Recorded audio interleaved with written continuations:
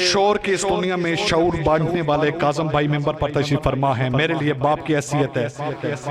باپ سے سجاد شاہ شماری سرکار جن کے قدموں کو ہاتھ لگا کے جن کی دعاؤں کے سائے میں ممبر پہ کھڑا ہونے کے قابل ہوا. تو میرے بعد ملک کی نامور شخصیات تشریف فرمائے. مجھے کوئی ذاکر شاعر خطیب ہونے کا دعویٰ کوئی نہیں. میں حقیر ترین انسان ہوں. التماس کوئی منت تلے والی بات کوئی نہیں. التماس کرنے لگا ہوں. التماس فقط میری یہ ہے کہ جو یہاں سے بھیجوں وصول فرمائیے گا.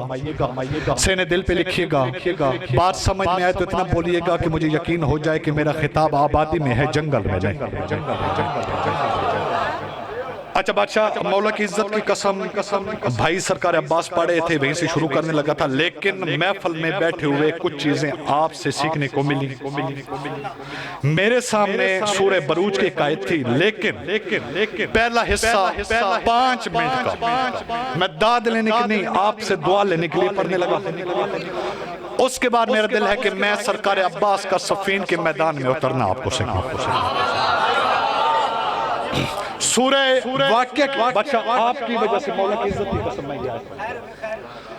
سورہ واقعہ سے ایک آیت میرے پیش نظر ہے. اپنی حقیقت کے ترجمان سے مخاطب ہو کے فرما رہا ہے کہ فلا اقسمو بے مواقع النجوم. میرے حبیب مجھے قسم کھانے کی ضرورت نہیں کیونکہ میں اللہ ہوں. علی کل شیء قدیر ہوں. مجھے ضرورت نہیں لیکن پھر بھی قسم کھا رہا ہوں. کس جگہ کی؟ اس چوکھٹ کی جہاں پہ ستارے نازل ہوتے ہیں. میں توجہ کا طالب بجے. ہر بندہ ہر بات کے لیے نہیں ہوتا. ہر بات ہر بندے کے لیے نہیں ہوتی. بھائی جان ہر بندہ ذکر میں بول نہیں سکتا. ایک واقعہ ذہن میں آگیا بولتا وہی ہے جس کی زبان پر سیدہ کے بیٹوں کی مہر ہوتی ہے. وہ محسن نقوی صاحب فرماتے تھے کہ فشار قبر کو ایسا نڈھال کر دوں گا میں مشکلات کا جینا محال کر دوں گا. علی کے نام نے وہ جرت دی کہ زیر لحد میں خود فرشتوں پہ کوئی سوال کر دوں گا. بہت شکریہ. سارے بولو حیدری. تو میں اللہ قسم کھاتا نہیں مگر کھانے لگا ہوں اس چوکھٹ کی جہاں پہ ستارے نازل ہوتے ہیں. اب بھائی جان یہ آیت ہے روایت نہیں. اور قرآن کلمی یہ ہے کہ ہر بندے کی سمجھ میں نہیں آتا. قرآن بھی اس بندے کی سمجھ میں آتا ہے جس کے سینے میں علی دھڑکتا ہو.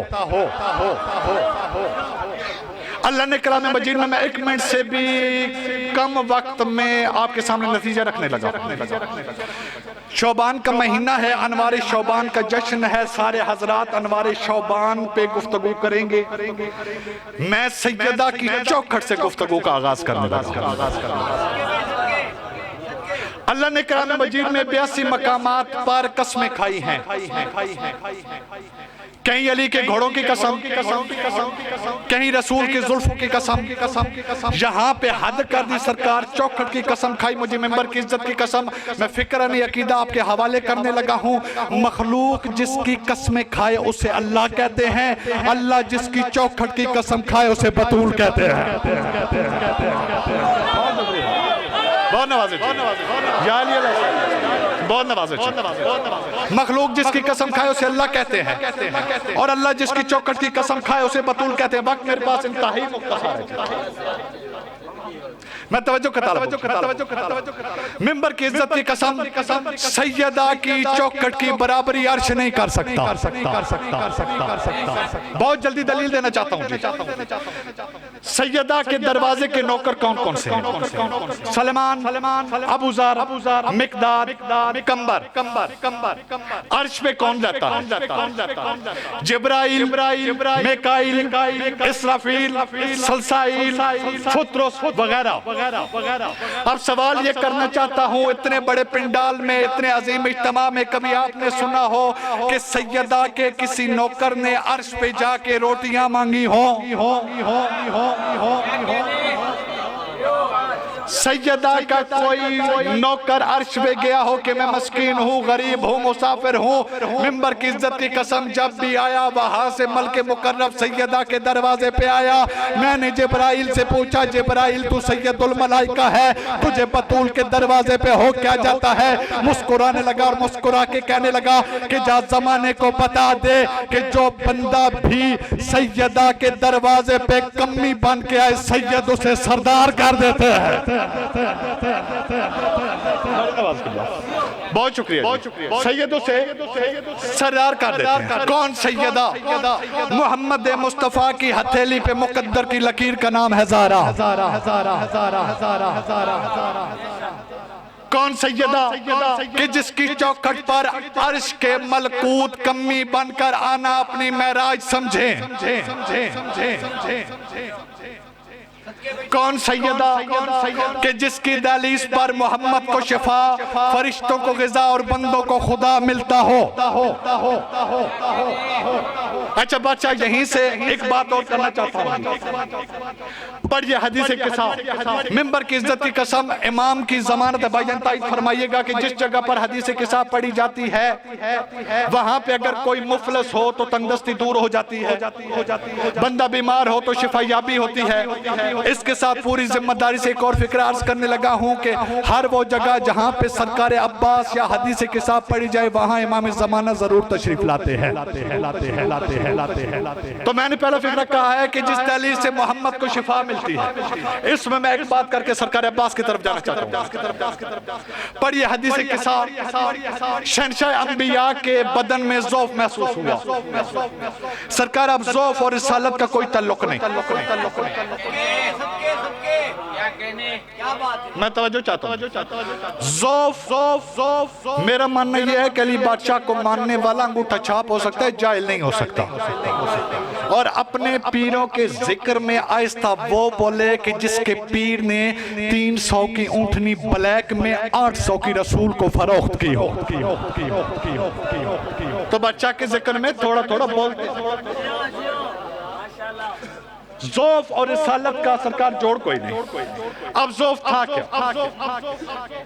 شاید بات سمجھ سی بھی ممبر آپ کے حوالے، اگر بات سمجھ میں آگئی اور انہوں نے حق ادا کر دیا تو شاید میں سرکار عباس کو ٹھیک ہو گیا سرکار۔ مقصد میرے آنے کا پورا ذوف اور پھر سنیں، ذوف اور رسالت کا کوئی جوڑ نہیں بھائی۔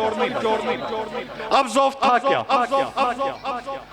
ذوف یہ تھا کہ آئے مباہلہ میں اللہ نے محمد مصطفیٰ سے کہا تھا کہ تم اپنے بیٹے لاؤ، وہ اپنے بیٹے لائیں۔ بادشاہ فکر کہنے لگا ذوف یہ تھا کہ اس وقت محمد کے گھر میں جو تھے وہ محمد جیسے نہیں تھے، اور جو محمد جیسے تھے اس وقت محمد کے گھر میں نہیں تھے۔ نہیں میں بھائی جان بات سمجھا کے میں مثال کے ذریعے بات سمجھا، شاید میری بات سر سے گزر۔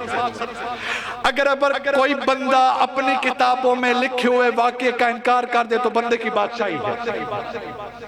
بی بی عائشہ نے شہنشاہ انبیاء سے سوال کیا، یا رسول اللہ میں سالن پکاتی ہوں، سالن پکانے کے بعد 2 برتنوں میں ڈالتی ہوں، ایک برتن آپ کے لیے ایک اپنے لیے۔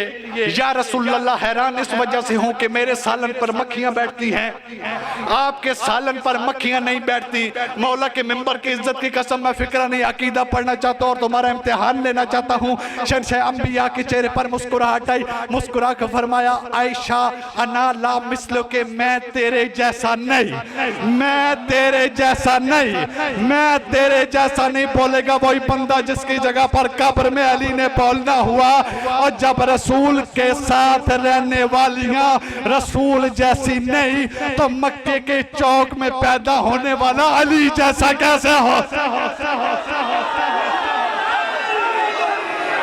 یا علی علیہ السلام بہت نوازے تو مکہ کے چوک میں پیدا ہونے والا علی جیسا کیسے ہو سکتا ہے؟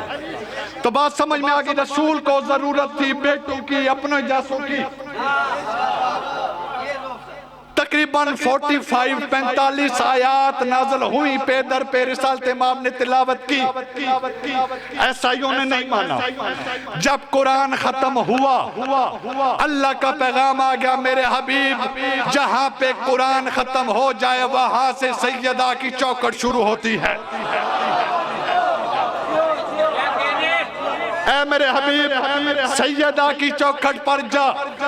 اب عام طور پر آج کل مکثریت کا ماحول ہے، لوگ اعتراض کرتے ہیں علی سے بیٹے نہیں مانگنے چاہیے۔ میں پھر سرکار ایک فکرے میں نتیجہ دینے لگا ہوں کہ محمد مصطفیٰ کو بھی جب بیٹوں کی ضرورت ہو تو ملتے علی کے دروازے سے ہی ہے۔ بہت نوازے یا علی علیہ السلام، یا علی علیہ السلام۔ بس مختصر کر دیا جی۔ آخری بات آپ کے اذہان کی نظر معذرت قبول فرمائیے گا، سرکار ایک اور بات ذہن میں آگے وہ بھی جلدی سے کریں۔ عام طور پر ہمارے کچھ برادران کا سوچ یہ ہے، تخیل یہ ہے کہ رسول کی 4 بیٹیاں۔ اللہ نے کلام مجید میں اِنَّا أَعْطَيْنَاكَ الْكَوْثَرَ کی صورت نازل فرمائی۔ ممبر کی عزت کی قسم پورے قرآن میں اللہ نے عطا کا لفظ ایک مرتبہ استعمال کیا، کوثر کا لفظ ایک مرتبہ استعمال کیا، ابتر کا لفظ ایک مرتبہ استعمال کیا۔ ایک ہوتی ہے کاظم بھائی جزا، ایک ہوتی ہے عطا۔ جزا کیا ہوتی ہے؟ برابری کی اجرت کو جزا کہتے ہیں۔ اور بندہ حق نہ رکھ تو توجہ جناب میری جانب رکھیے گا جی، مولا کی عزت کا واسطہ تھوڑی سی توجہ میری جانب رکھیے گا جی۔ ایک ہوتی ہے جزا، ایک ہوتی ہے عطا۔ جزا حق کے مطابق دینے کو کہتے ہیں جزا، حق سے زیادہ دینے کو کہتے ہیں عطا۔ اب مجھے نہیں پتا کون سا بندہ اس جملے کی مجھے داد دے گا۔ اللہ نے رسول کو نبوت عطا کی، یہ نہیں فرمایا کہ یہ عطا ہے۔ اللہ نے رسول کو رسالت عطا فرمائی، یہ نہیں فرمایا کہ عطا ہے۔ جیسے ہی بطول عطا ہوئی اللہ نے کہا اِنَّا أَعْطَيْنَاكَ الْكَوْثَرَ، ہم نے تجھے بطول عطا کی۔ آخری فکرہ زحمت تمام بادشاہ جس تخیل کی جانب میں اس کاروان سفر کو لے کر جانا چاہتا تھا وہاں پہ قبلہ تشریف فرمائی گئی۔ بسم اللہ جی، مختصر کر دیا میں نے آخری فکرہ آپ کی سماعتوں کی نظر ممبر سید کے حوالے۔ بطول ہے شہنشاہ انبیاء پہ، سیدہ ہے شہنشاہ انبیاء پہ، عطا سارے بولیے سرکار، سیدہ ہے شہنشاہ انبیاء پہ، سارے بولو گے تم آگے پڑھیں، سیدہ ہے شہنشاہ انبیاء پہ عطا۔ اب میں اینگل چینج کرنے لگا ہوں۔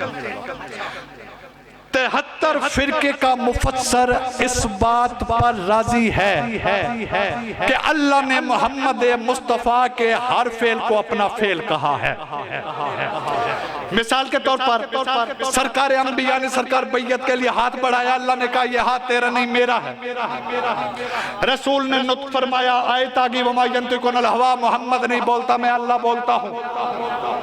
رسول کا ہر کام اللہ کا کام، رسول کا ہر کام اللہ کا کام۔ آخری فکرہ سماعتوں کی نظر ممبر میں سرکار کے حوالے کرنے لگا ہوں۔ ایک دن شہنشاہ انبیاء خطبہ دے رہے تھے، یا حسنین کی ماں کا پہلا قدم مسجد میں آیا۔ تاریخ دانوں نے لکھ دیا کہ رسول بیٹی کے احترام میں کھڑا ہو گیا، رسول حسنین کی ماں کے احترام میں کھڑا ہو گیا، مگر کسی نے توجہ نہیں دی۔ اللہ نے شہنشاہ انبیاء سے فرمایا میرے حبیب میں بدن رکھتا نہیں، ورنہ زمین پر آ کر زمانے کو بتاتا کہ تیری بطول کی شان کیا ہے۔ میرے حبیب میری عزت رکھ، بطول کے احترام میں کھڑا ہو جا تاکہ زمانے کے جاہلوں کو پتہ چل جائے محمد نے بطول کا احترام نہیں کیا، اللہ نے بطول کا احترام۔ ہاتھ اونچے کرو حیدری۔